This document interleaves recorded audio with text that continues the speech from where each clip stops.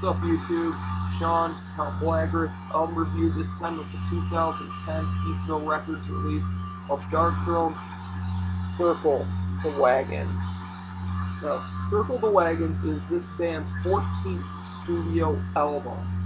14 albums, and over the course of this time, their debut album was death metal, in vein of like Entombed into Swedish death metal sound.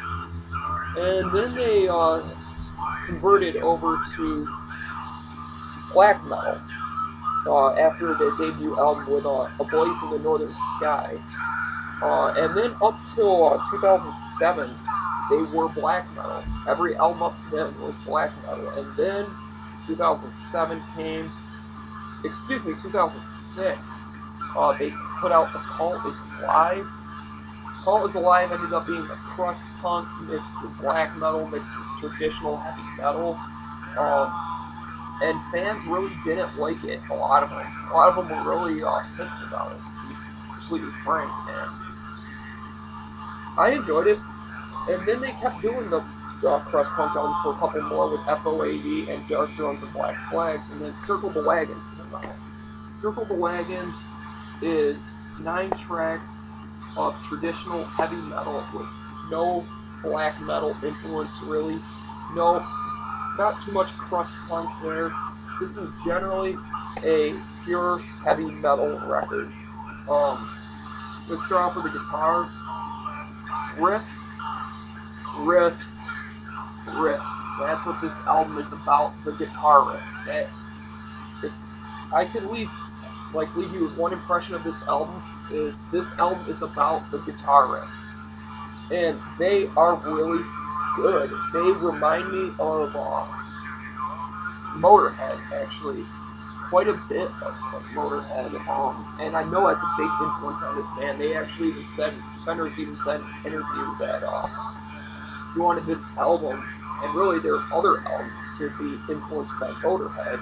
And even on their song In the Shadow of the Horns, which I believe is off of Under a Funeral Moon or Blaze in the Northern Sky, I can't remember offhand, that was heavily influenced by Motorhead.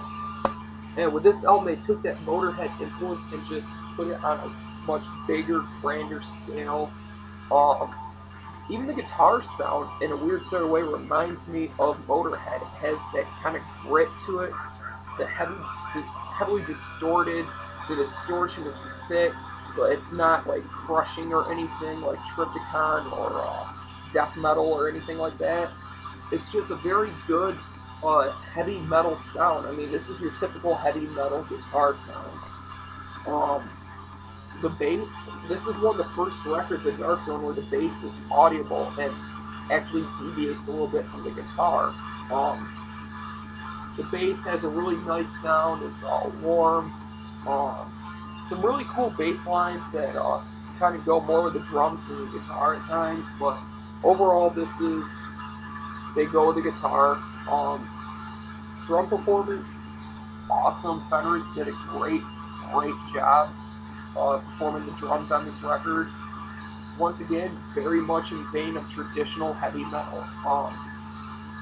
That's what he's been influenced by lately, and that's what this album is. No blast beats, there's no mind-blowing double bass, none of that. Just stripped down, pure heavy metal, primitive drumming. And to quote Fenris, how much primitive can you get?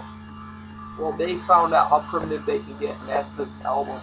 It's a very primitive record. I mean, I hate to use that term because it's Fenris' term, really, in many aspects, but this is a primitive album.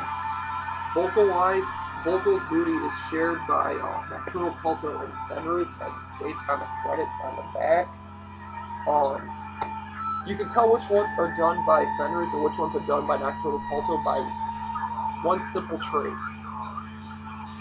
Fenris has much more of a cheesy, Viking kind of sound, and I love that. My favorite vocals on the album, and really in Darkthrone's history, I had to pick any vocal performance to be Fenris on this record.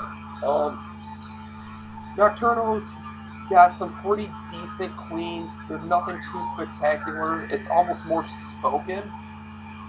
his rasps have changed over the years from being black metal to just being a very angry sound, like kind of thing, but nothing over the top.